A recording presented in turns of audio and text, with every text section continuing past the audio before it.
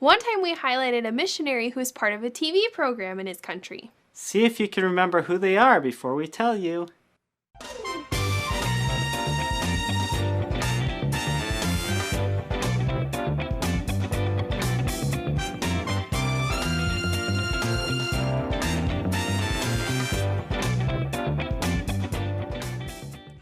Welcome to Around the World with Joshua and Alyssa. Great to have you along with us again. And we're going to get started with Korea. All right, go ahead. Yep. I don't have anything else to say. Okay, so we're going to go to this first picture here that looks like this. And we went to a nuclear power plant. Have you ever been to a nuclear power plant? Nope. Or do you know anything about it? I know that they make energy by putting atoms together or something like that. So it's a lot to do with water, which I didn't realize that. In my mind, when I was thinking, like, I did know that because they have to use it for like cooling. Yes. Yeah. It's all about like heating and cooling, and then you gather energy based on how it responds. So I didn't know that. When I heard nuclear, I'm thinking like a nuclear bomb or something like that, like something terrifying. Well, it's still terrifying because if things go wrong, your thing can still melt down. Yes. They have, I think, like 5 different nuclear plants nuclear power plants in South Korea. So we got to visit this one, and this is just like the visitor center, so you don't actually get to see the power plant. So I went online and got some pictures so you can see what the power plant looks like. Because inside they showed us what it looked like, and they like showed us what the different pieces are inside of those different domes and how it all like works together. And it was super fascinating to me. I knew nothing about nuclear power plants. So I guess it's really pretty, that part of it, but where the visitor center was a long ways away from all of the actual things, so then it wasn't going to harm anybody. But it just was really unique. I didn't know anything about that. We got to go to this place too, which is some cool architecture. Can you tell what it is? It's a bridge with a big fishy. Yeah, it's 2 fish. Oh. There's one here, and then there's one on the far end too. And it's actually just a bike trail. Like, it's not for cars or anything, just for people. And it's cool because it looks like that fish is like gonna swallow you up as you walk across the trail. But it was pretty cool. There it is, right in the mouth of the fish. Nice. Pretty big and very creative. And there was my group. Oh, there you are. Yep. Just with little high guys. Schoolers, the Korean teacher with my friend. And it was a little bit chilly, but you know, that's good. Mm-hmm. So that was a couple little random Korea adventures. They weren't super long, but that nuclear power plant was just like something I never thought of before. Okay. Fun. Well, I got some more stories. Okay. Want to hear some more? Mm-hmm. Okie dokie. Well, let's look at the next part of our story. So, last time, Mustafa went to the teacher's house, and he learned from her how he could talk to God, just like she talked to God. But she told him, when you make this decision, you're going to have to be really careful about the people that you tell because of the way their culture works. So, Rashid Mustafa said, I have something, I want to... But Rashid was already off. He was not listening to a thing Mustafa had to say because they were at the market and Festival Day was coming up soon, and that was a really big deal to all the Muslim people. They loved getting ready to celebrate a festival, and this festival was one that was really going to be celebrated the next day, but everybody would go to the market and gather things to get ready for it. So there were all sorts of tasty treats. There were honey cakes, and there were skewers with different meat sausages on them, and as soon as the men would put them on the sticks, somebody would buy them. They didn't even get to sit there long enough for even the flies to land on them because there were so many people excited and in the market ready to buy things to celebrate for the festival. And something that really caught Rashid's attention the whole time, which is why he wasn't listening when Mustafa was talking to him, was that there were people dressed up really fancy, some wealthy men who had new clothes. For this festival, it was very typical for people to get a new outfit. But if they couldn't afford a new outfit, then they would try to clean some of their old ones as best as they could to make them look like new. So he just stared at these two guys who must have had a lot of money because they had brand new outfits they were walking through, and they could just parade through the village and take in all of the different things and buy all the foods and just eat them right there. And Rashid just wanted to be like those guys. Someday he'd be making enough money and then he could be like that. Mustafa tried again. Rashid, there's something I really, really want to tell you. Rashid is very distracted. Well, they decided to keep walking through the market, and they got to the baker's shop. And it's interesting because in their area, you could bring your bread to the baker, and the baker would bake it in his special oven, and then he would give it back to you to take home. So you didn't have to bake it at your house. So they stood and watched as the kids would stand there and wait for their loaf of bread that they had brought from their mother to be baked in the oven. And finally the baker would pull it out and he'd give it to them, and they'd run home as fast as they could with their new loaf of baked bread. There were also a lot of sheep in the market because one of the things that was part of the festival was that they were going to have a sheep for the meal for their festival, and they were going to have it in their house overnight, and then the next day they would kill it for their meal. Rashid finally turned to Mustafa. Okay, I feel like you're just like thinking all the time, and you seem very not peaceful and distracted. Mustafa, what is happening to you? Is it because you've been visiting those foreigners? This was Mustafa's opportunity. He could finally tell Rashid what had changed in his life. Well, I think I'd better get home to help with the festival, Mustafa answered, and he ran off toward his house. That night, Mustafa felt bad. He hadn't really said what he wanted to say in the moment when Rashid was finally listening to him. He wanted to tell him about how he had trusted Jesus as his Savior and how he could talk to God like he was his friend. Well, he lay in bed and he thought about it, and he heard the different calls to prayer. But he didn't get up out of bed to pray. He decided he could talk to God right where he was. And he did. He told God he was sorry that he hadn't taken the opportunity to talk to Rashid, but that he wanted to have more courage. And so he asked Jesus to help him be more courageous, and the next time to take the opportunity to share with his friend the good news of Jesus. And he finished praying, and then he had a big smile on his face. He really liked talking to God like this. He liked using his own words and just being like a friend. Well, the day of the festival was next, and Mustafa's family all gathered together, and Mustafa and his older brother helped hold the lamb down as their father sharpened the knife to get ready for killing the lamb for their meal. The whole family was gathered together, and he killed the lamb, and then they would his sister and his mom would make some tea and some different pastries, and then they would cut up the lamb in different pieces, and they would use all the pieces of the lamb for their feast. They would boil the head, they would grill some of the other meat, they would use some of the bones for soup, and all sorts of things. But as Mustafa watched the sheep get killed, it kind of reminded him of some Bible verses that Layla had talked to him about. How she had talked about, there was a verse that said, "Behold the Lamb of God who takes away the sin of the world." And he thought, this lamb didn't really have a choice to die. His family just chose it, and then they killed it. But Jesus had the choice to die, and he chose to die in our place. He chose to have some painful things happen to him. He chose to have those nails put through his hands, and the soldiers to put a spear in his side to see if he really was dead. And he chose to do that because he loved us so much. So while Mustafa was there watching his family prepare for the festival, he said another little prayer. Jesus, thank you for being willing to be our sacrifice, and thank you for taking the punishment for us and for offering yourself because you love us. He just loved us so much. Well, after they finished their meal, there was a typical tradition that they would go around and visit their friends. And when you visit your friend, you were supposed to bring a gift. So Mustafa knew they would probably go to Rashid's house because his dad and Rashid's dad were really good friends. So he had this great idea. His gift to Rashid was going to be the gift of explaining who God really is and who Jesus is, and how he wanted Rashid to accept Jesus' gift of salvation too.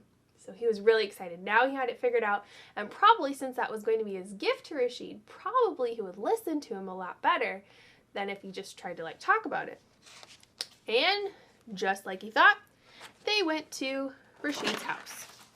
And they talked with the dads for a little bit, and the dad sat there and talking. And eventually the boys asked to be excused. And so they went outside, and Rashid had a gift for Mustafa. It was like a little pouch, a leather pouch, and inside had a piece of paper from the Quran. And Rashid had carefully taken some of the words from the Quran and copied them onto this paper. And he said, I noticed that you've been very distracted and not at very much peace, and so I think you need to have this. And you can wear it around your neck and it will help you feel more at peace. And Mustafa took the gift, and he said, thank you for it. And he said, well, I have something to explain to you, and it's why you think that I don't have peace, but I actually do have peace. I've just been thinking about things a little differently, and for my gift, I would like to tell you why I have peace. But I'm worried that you're going to be upset with me if I tell you, and that you're going to hate me. Rashid said, oh no, I swear by Allah that I will not hate you, and I will listen to everything you have to say. I will not interrupt you. That's perfect. Now Mustafa could say everything he wanted to say, because Rashid had already promised to not interrupt him. So Mustafa started off, well, do you remember when we went to that Bible class and we heard that teacher pray and how she just talked to God like he was right there? I thought about that a lot, and I realized that I wanted to know more. Rashid interrupted. You're listening to those people. They're just...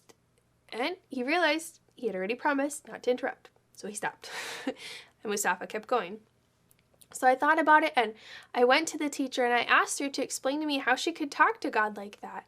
And she told me that God has a son, and God's son Jesus came to earth, and he lived a perfect life, and he didn't do anything wrong. He did many miracles while he was here on earth, and he fulfilled all these prophecies that were in the Bible. And he showed that he really is God because he could do things that only God could do.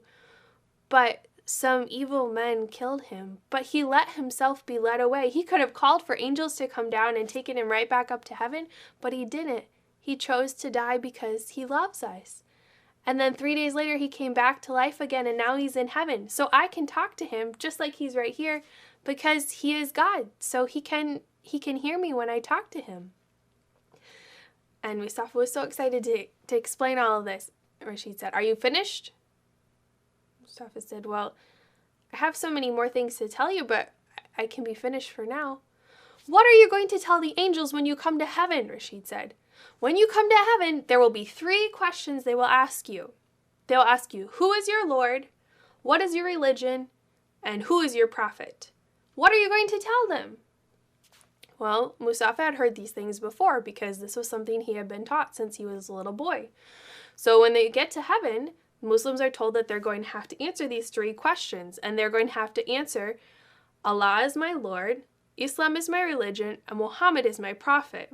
And if you say those things, and those are the things you've lived your life by, you'll be able to enter paradise. And Mustafa knew that. But now he was believing that the only way for him to get to heaven was through Jesus Christ.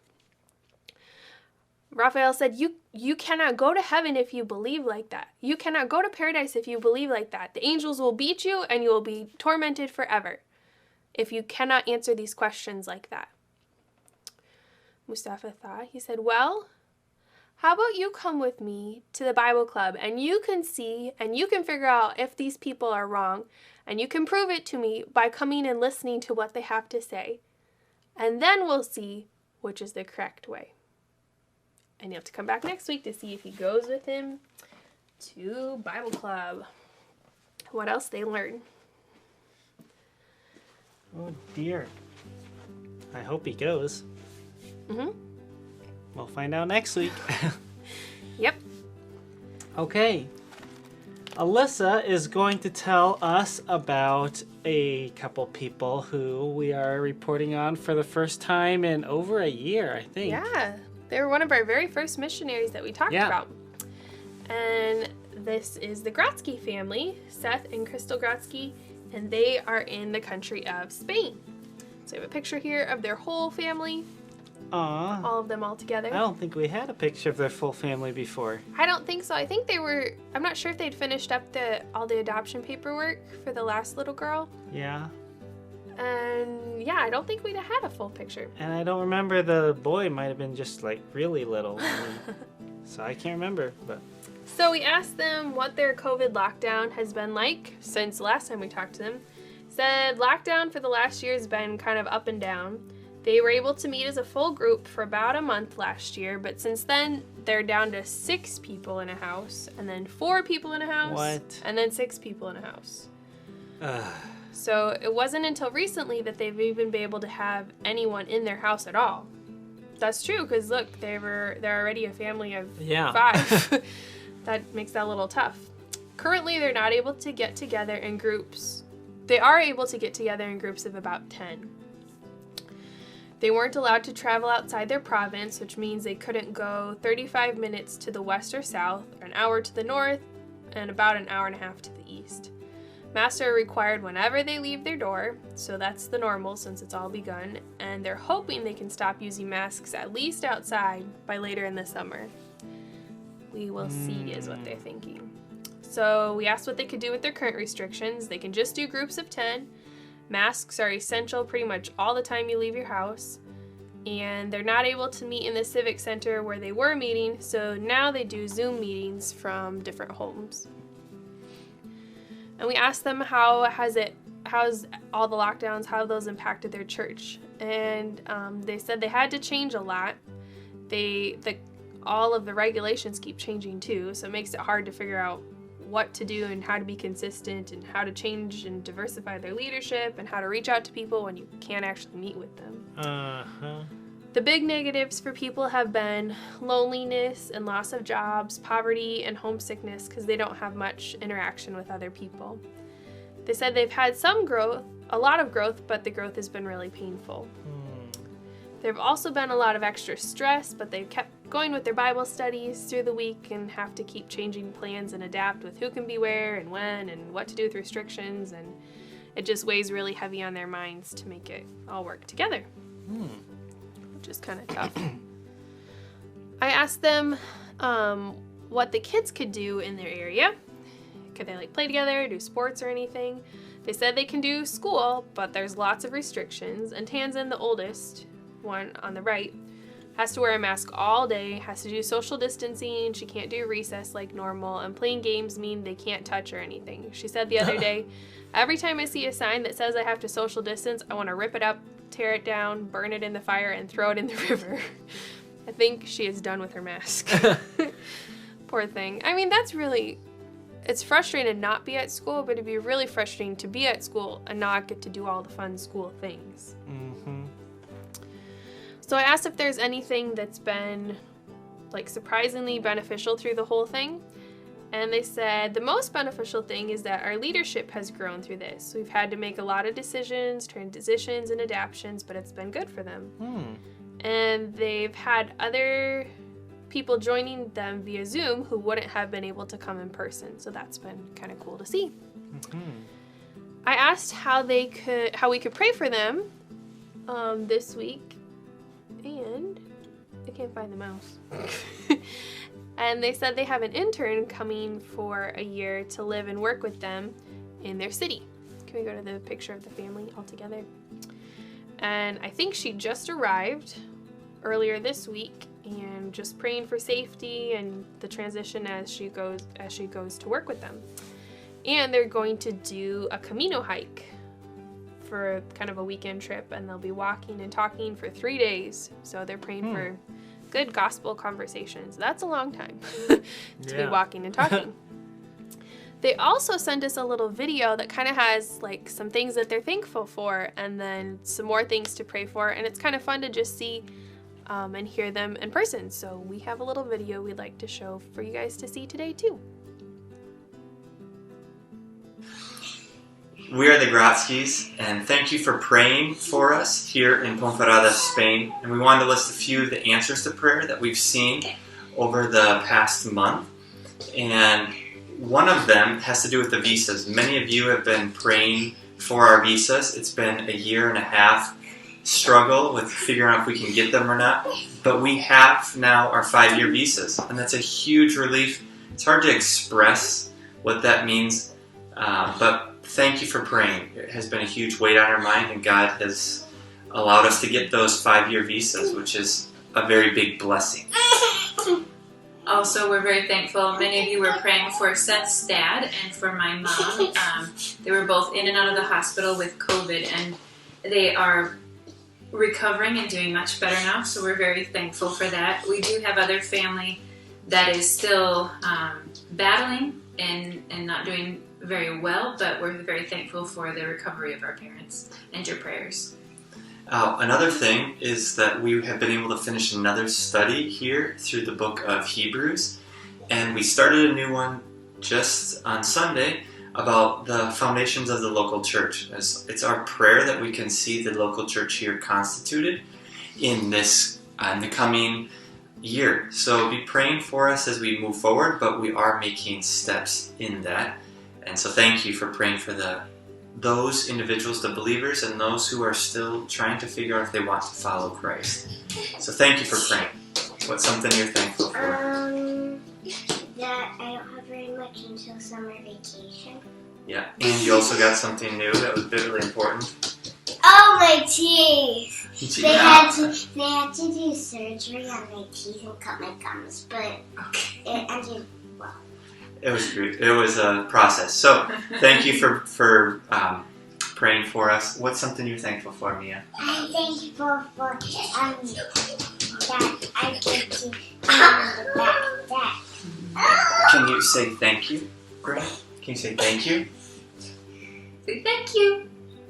Okay, that's close enough. Thank you very much for praying for us in these areas, and we keep seeing God work and meeting with individuals and seeing Him open hearts. Please pray that they will be receptive to Jesus Christ as we're reviewing the gospel, baptism, sound doctrine, and covenanting together as a church in the next weeks. So thank you so much for your prayers. We are the Gratskys in Spain, and we appreciate you. Amen.